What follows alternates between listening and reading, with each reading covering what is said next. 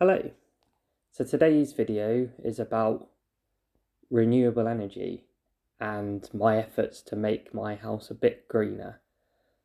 So back in the summer I had solar panels fitted, and this is just a shot from the back of my garage where they are now, when the scaffolding was up before they were installed. You can just see in the top right the actual house has dormers up on the main roof of the house, which meant the space is limited to fit solar panels in. So instead I was advised that the best place is on the garage roof there. It's south facing, so nice and sunny, gets lots of light.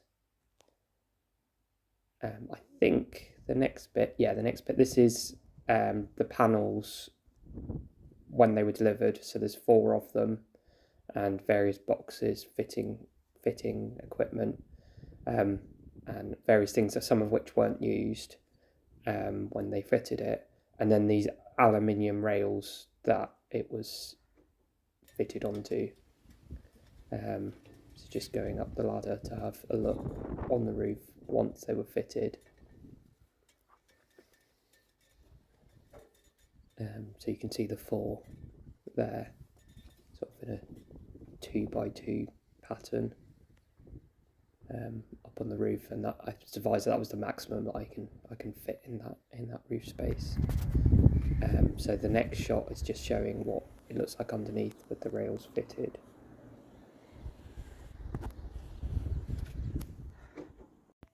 So inside the garage, up there on the wall, is the inverter. I don't know which way round it is, whether it's the black wires. So you can't see, the black wire is coming from the solar panels, and then the white wire, I think, is then going into the house. And I've got an app that tells me what's that inverter's saying, what's coming in from the solar panels.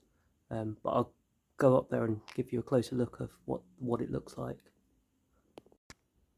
So yeah, you can see 2 black cables coming down from the roof where the solar panels are on the outside. Comes along here and then up into the inverter. So it's a Solax inverter, as you can see. So just saying a power on the screen. I don't know, is that the power that the panels are producing at the moment? I'm not quite sure. And then there's, I guess, buttons I can press. Okay, so down seemed to do something. Don't know. But I don't really need to do anything like that. It's got this wireless dongle on it, which I can then connect to my phone on it, so I can see what's being produced. And it's quite a simple system. I don't have batteries or anything, so all I can see is what it's producing.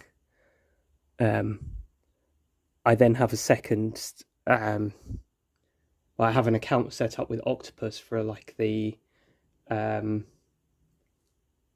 what used to be called a feed-in tariff. I can't remember what the name of it is now, but where it converts what I'm putting back onto the grid into money, and they buy the electricity off of me. So I'm getting my gas and electricity from Octopus now, and so every so often my electricity account is credited. And then I'm getting a heat pump fitted, and that means I will have no gas in this house, so I'll be completely off the gas network. So, and Octopus also offer the service where they'll disconnect the gas meter. So yeah, there'll be no standing charge to pay either. And yeah, I'll be purely on electric, some coming from the grid, some from the panels. The other thing that they've recommended I have fitted is something called an EDDI, EDDI. I'm guessing that might stand for something, I'm not sure. But basically what it will do is it will divert electricity from the solar panels into the heat pump, whereas without that, it will just put the electricity from the solar panels back into the grid, and then I'd have to buy it back off the grid to power the heat pump. So the recommendation was that in the summer, when the heat pump's not really being used that much for heating the house, the small amount of electricity it is using for heating water, that potentially could be done all off the solar panels. So yeah, that is the hope, and I'll do updates when it's all fitted to sort of let you know how it's going.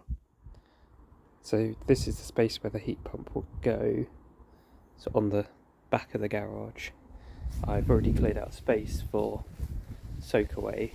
Had to take up some of the decking, some slabs, some decking, and then up there you can see the solar panels.